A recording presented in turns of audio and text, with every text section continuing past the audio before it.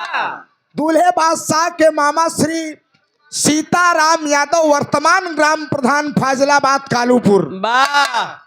चरणों में प्रणाम है। माई भगवती कल्याण करे, परिवार खुशहाल रहे, भंडार भरा रहे। मेरे दोस्त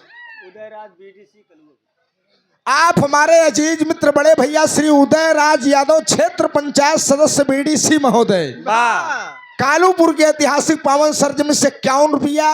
माई भगवती कृपा बनी रहे। यह नहीं एनाहू लोग लहान बढ़िया बैठा, हमारे यहाँ 2 बार प्रमुखी बैठ बीडीसी हरन काम अच्छे से लहा। मेरे दोस्त उमा कौनो कोर कसर नहीं रही। बड़ी मेहनत बेचारे कर रहे हैं, क्या करबे मेरे दोस्त। दादा हरे जब लड़का देखे जाए तो 4 चीज देखे, बिरादरी बिरादरी के द्वारे पहुंच जाए। सुरेश भैया आप लोग सोचत हो भाई यार बर्धा और बियाह इसका मतलब ससुर। बिरादरी बिरादरी के द्वारे पहुंच जाए, डबल जोड़ी बैल बधे हैं।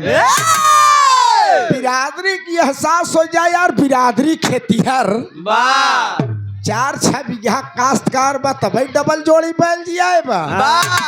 अधिये जोते हो। खैर तुहू अधिये बरे 2-3 जोड़ी जिया। अरे यार शोक के अधिये जोते बरे 2-3 जोड़ी बरधा जिया।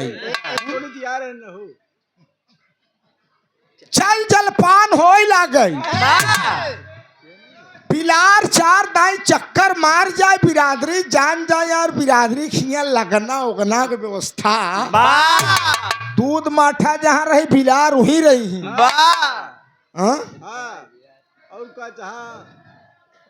मेरे दोस्त बिट्टी दूध माठा कमी न हुई। नंबर 3 बखरी। आज सरिया सीमेंट बालू की व्यवस्था हुई है पाल जी भैया। चाहे जितना बड़ा आरसीसी घर बनावा, पहले दादा हर एक जमाने में कच्ची बकरी बहुत बड़ा महत्व रहा। आंगनदार कच्ची बकरी कहने यार रईस आदमी है, चाहे जिस हवा पानी ले हुई, चाहे जिस हवा पानी ले, सही है।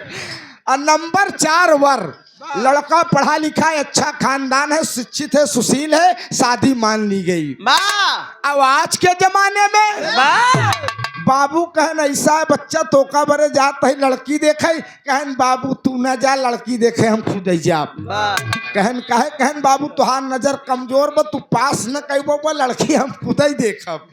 बाबू कहन जा ससुर, जैसे तुहार दाल भात वैसे हमार फातिया, जा देख के आओ। बाबू पैसा दे कहे डीजे वाले, पड़ाका वाले, बिरहा वाले के। अब पहले के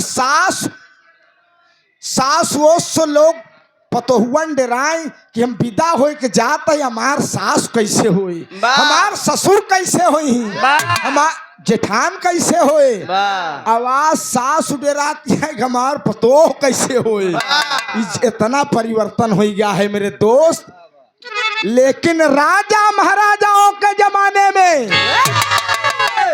मुस्कान स्वयंवर हो। स्वयंवर में शर्त रखी जाए, राजा चाहे जिस जाति धर्म का हो, शर्त के अनुसार अगर जीत जाता था तो उस राजकुमारी को उस राजकुमार से विवाह करना पड़ता था। आज काका स्वयंवर हो लगे भी याद, काजनी कितना जने रड़ुए रह जाए, कितना दर्जना रोका, काजनी कितना दर्जनन दुल्हन लहाइले। एक सेहरा गीत प्रस्तुत मास्टर साहब, बड़ा बढ़िया बधाई गीत, आप सब मुस्कान सुना कहना है।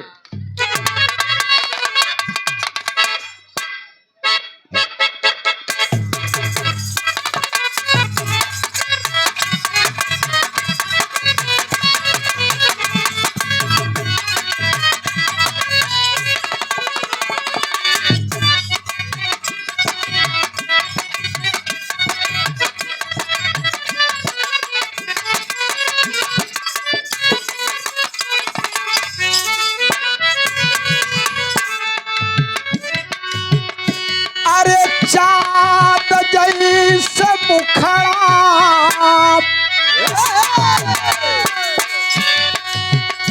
अरे चाँद जैसे मुखड़ा, सुरुचिए सुहाला, जब सेहरा दुल्हा के सुहाला।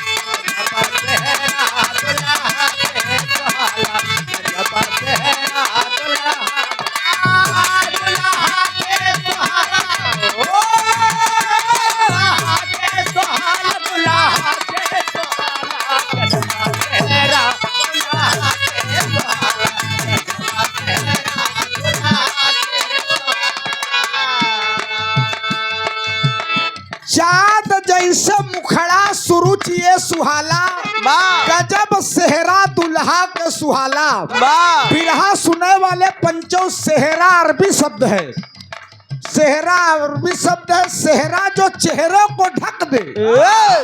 हमरे हिंदू रीत रिवाज में मौर और मौरी चला था, अब तो बदल ही गया ना है। जोड़ा जामा चले मेरे दोस्त, कई जोड़ा जामा में कई जने कई दुल्हा का जुआड़ हो जाए। एक दुल्हन पूरा परिवार देखभाल करे। एक तबड़ा मारा भाई सही हो जाए।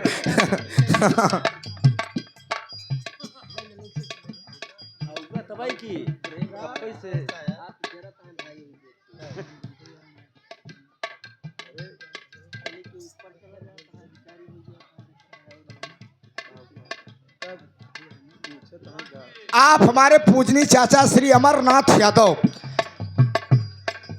हमारे बड़े ही अजीज मित्र, हम दोनों साथी एक साथ पढ़त रहे, कमल यादव हमारे मित्र हैं। आप पूजनी पिताश्री के सुपुत्र, इस समय आप उत्तर प्रदेश पुलिस में कार्यरत हैं। बांटी जाए सकल जागीर मगर तकदीर न बांटी जाए।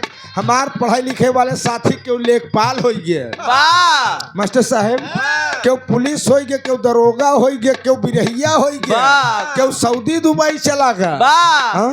खाली तू है नहीं देखा। अरे यार का करिए, हमार रोजी रोटी ही बिरहा में हमारे लड़के बच्चा जियत है। जौन किस्मत में लिखा रहा वो हमका मिला। 51 रुपया पुरस्कार कमल भैया, इसमें काशी विश्वनाथ मंदिर कार्यरत है। जानल मास्टर साहब ड्यूटी चलत बात हुई थी बनारस में एक दिन। बहुत बहुत प्रणाम है, बहुत बहुत नमन है। चाँद जैसे मुखड़ा सुरुचिए सुहाला, गजब सेहरा दुल्हा के सुहाला। आज ढेर जने कोट पैंट पहन के आए रहन बराती, कोट पैंट पहन, लेकिन हमार माई बहन हरे जवन रहे उनका निगाह दुल्हा पे रहा। दीदी दुल्हा कैसे बा, दुल्हा बड़ा सुंदर बा, बड़ा अच्छा बा।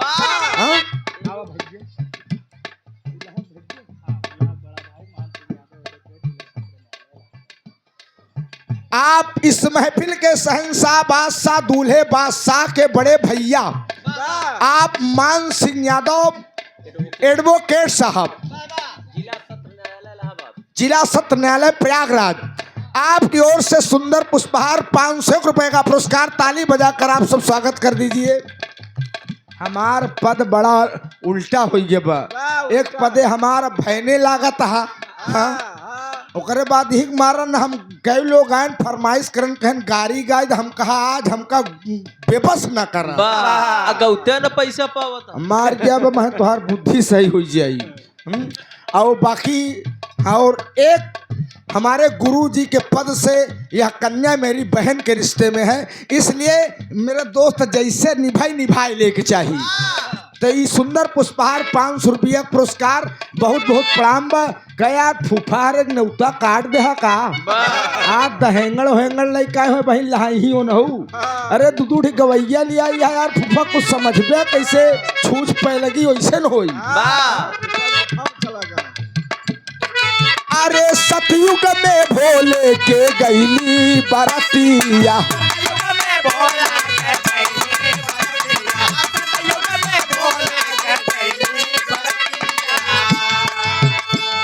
आप हमारे बड़े भैया बिरहा मास्टर साहब, बिरहा श्रोता सम्राट कह लीजिए आप राजू यादव, अंग्रेजी देसी शराब के ठेकेदार, बेहदौली की धरती से 100 रुपया पुरस्कार। कौन ऐसा बिरहा जगत का कलाकार नहीं है जो हमारे राजू भैया के नाम से न परिचित हो। अरे सतयुग में भोले के गईली बरतिया,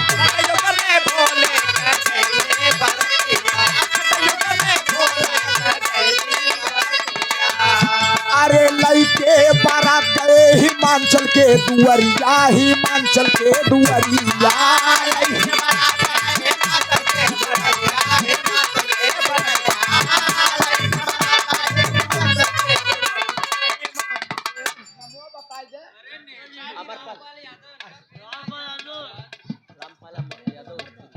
अरे बाप रे बाप, बाबू अमरपाल यादव, सॉरी बाबू, अरे हम कम हाँ ऊंचे पहिने बाबू अमरपाल यादव जिला पंचायत सदस्य महोदय, बड़ा आशीर्वाद है बाबू, बड़ा विख्यात नाम है आपका, बड़ी चर्चा होता हमारे यहाँ जिला पंचायत, लोग आपसे सब परिचित हैं, बड़ा चर्चा करते हैं। आप विकास पुरुष है मेरे दोस्त। नेता ऐसा होना चाहिए जो जनप्रतिनिधि बनाने के लिए जनता परेशान हो। नहीं तो एक बात जान लो, जिला पंचायत जो एक बार हो गए बाबू, दोबारा और फिर बहुत मुश्किल हो जाता है। लेकिन आप 3 बार के जिला पंचायत सदस्य हैं। 200 रुपए का पुरस्कार बाबू के चरणों में कोट कोट प्रणाम है। माई भगवती आपका दीर्घायु करें। कमहो दास चरण कमल के सेवम पहुंचे तो आपका आशीर्वाद हमेशा मिले। लइके बारात गए हिमाचल के दुआरिया, हिमाचल के दुआरिया।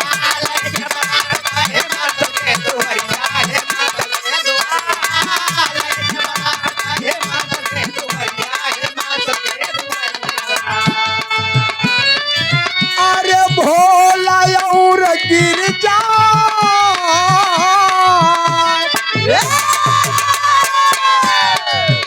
अरे भोला और गिर जा के जोड़ी सुहाना, गजबा सेहरा सुहाना, गजबा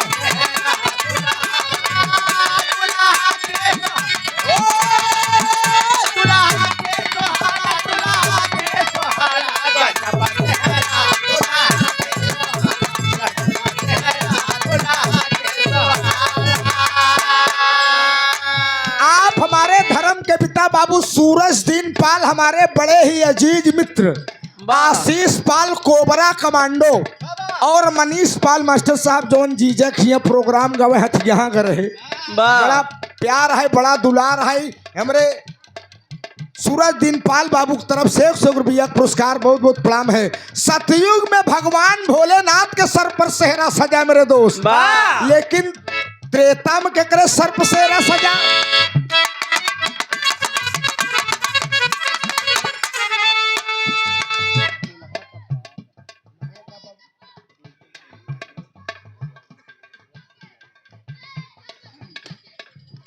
आप इस महफिल के शहंशाह बादशाह दूल्हे बादशाह के परम पूजनीय पिताजी आज के महाराज दशरथ जी, अरे वाह क्या बात है बाबू, फूलचंद यादव जी और हमारे साथ में काका देखा था लगा हमारे छेदी लाल काका अशोक, बड़ा प्यार है। सुंदर पुष्पहार 500 रुपया पुरस्कार बहुत बहुत प्रणाम बा। बहु मुबारक हो और परिवार में खुशहाली रहे, भंडार भरा रहे। जब तक गंगा जमुना में पानी रहे तब तक दुल्हा दुल्हन की जिंदगानी रहे मेरे दोस्त, कहना है प्रिंसिपल साहब।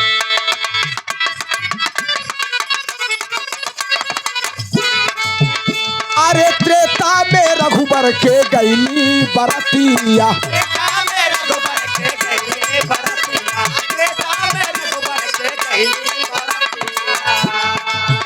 अरे लइके बारात राजा जनक की दुआरिया हो, जनक की दुआरिया।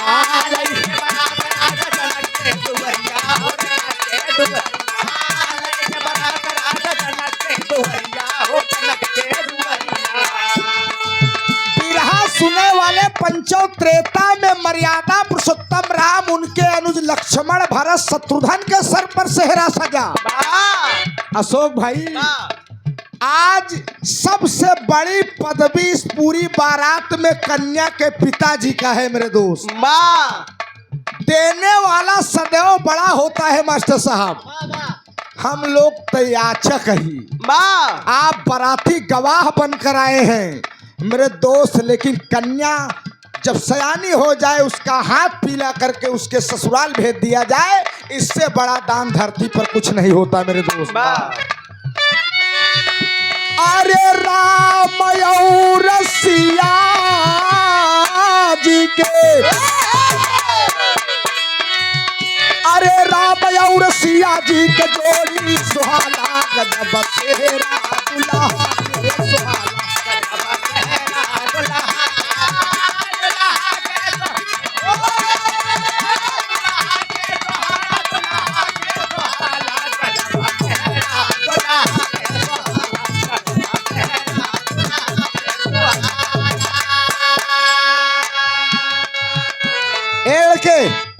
अगर एक ढेला एड़ के, अगर एक ढेला हिया आई जौन गुब्बारा फोरे में जुटा है ना हम देखा था ही हैं।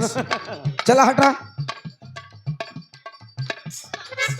ये बाप रे बानर है नी हनुमान जी के सेना ही समझा पूरा एकदम। इनका देखे रहा जे आए हम जे आई यहाँ देखे हम। ए बेटा अगर केहू लग जाए तो समझ गड़बड़ हो जाए, हटो यहाँ से। त्रेता में मर्यादा पुरुषोत्तम राम लक्ष्मण भरत शत्रुघ्न के सर पर सेहरा सजा, लेकिन द्वापर में बड़ा अनमोल लाइन कवि जी ने लिखा है मेरे दोस्त, गौर करिएगा, 2 लाइन की गीत है।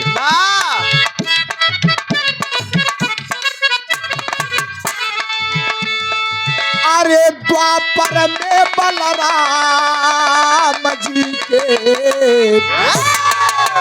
कैली बरतिया, कन्हैया भगवान का भाई बलराम। आओ बाबू बाबू आओ।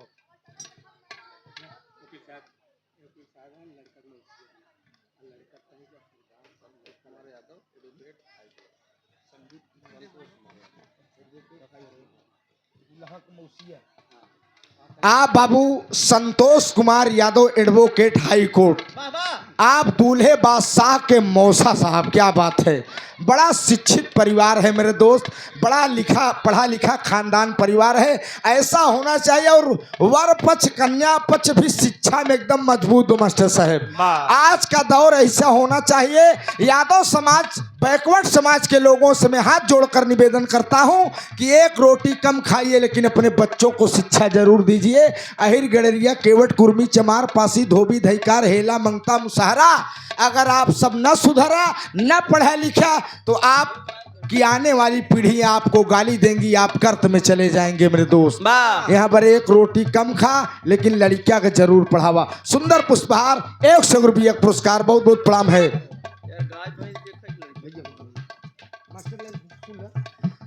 द्वापर में कन्हैया भगवान 8 बियाह करन, कई बियाह मास्टर? मुस्कान कन्हैया भगवान 8 बियाह करन लेकिन सेहरा बांध के ना गए। वाह, सब भगाई के लई आए। मारब महगिर पर स्वयंवर में जीतन के अपने रजामंदी से शादी कई दे, तू अपने पर जिस्ता ठेले आधई। हमरे खानदान के बुराई करबत मारत मारत हालत खराब कई दे। हाँ ये कहा था कन्हैया भगवान कुल निकर हुए लिया। रुखमणी सतभामा और मृत वृंदा कालिंदी जामवंती सत्या भद्रा लक्ष्मणा, कन्हैया भगवान 8 बियाह करन पंचव लेकिन सेहरा बांध के नहीं गए। लेकिन बलराम के सर पर सेहरा सजा, कहना है क्या? भाव को समझते हुए हमारे धर्म के पिता जिला पंचायत सदस्य बाबू अमरपाल यादव जी की तरफ से तीसरी बार 201 रुपए का आशीर्वाद पिताश्री के चरणों में प्रणाम है। आप दीर्घायु हो, माई भक्ति कृपा बनी रहे, आप अपने फल में हमेशा कामयाब रहे, बहुत बहुत प्रणाम है। मोहम्मद मुराद अली आप सगीर खंजर कवि जी हमारे पूजनी गुरु जी, बड़ा आशीर्वाद मिलता था। आप उनके दामाद जी मोहम्मद मुराद अली नारायणपुर कला, आप मोहम्मद मुराद अली नारायणपुर कला की धरती से बहुत बहुत प्रणाम है मेहमान। गुरु जी आमे बिरभानपुर में बड़ी आदर सत्कार करी, मैं उनके जनाजे में भी सम्मिलित हुआ था। आप लोगों का बहुत बड़ा आशीर्वाद प्यार दुलार मिलता है। 100 रुपया पुरस्कार, बहुत बहुत सलाम है, बहुत बहुत प्रणाम है।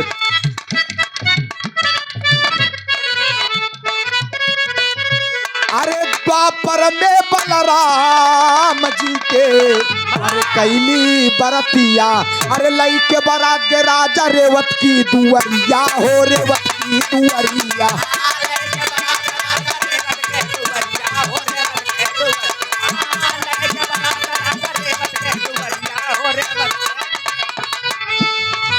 अरे बलराम और रेवती,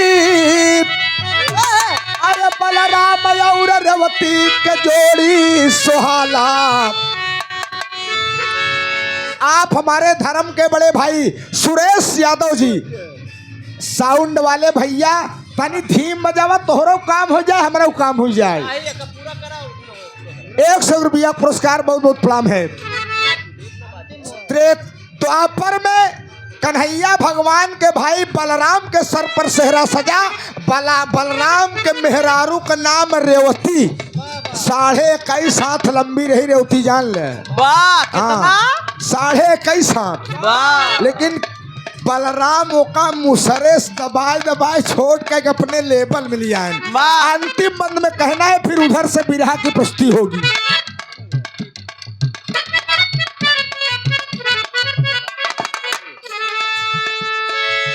अरे कलयुग में भैया के अवली बरतिया।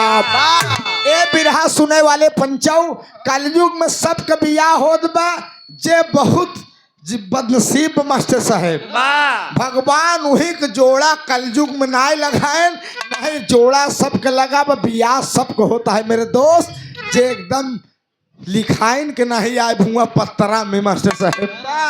भाई के जोड़ा ई धरती पर नहीं लागत बा। ढेर जने बियाह नहीं करता है, अपने आप बाहुबली समझता है। भाई यार बियाह न करबे तो उसका हमहू मुख्यमंत्री हो जाई, हमहू प्रधानमंत्री हो जाई। अरे यार बियाह न कर उसको मुख्यमंत्री होई। हाँ? कहना है,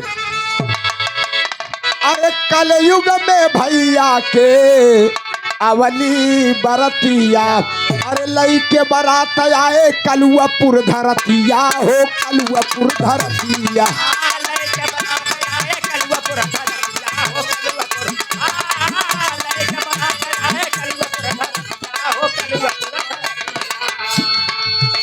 अरे दुल्हन परानी के, अरे दुल्हन परानी के जोड़ी सुहाना। अरे गजब सेहरा दुल्हा के सुहाला।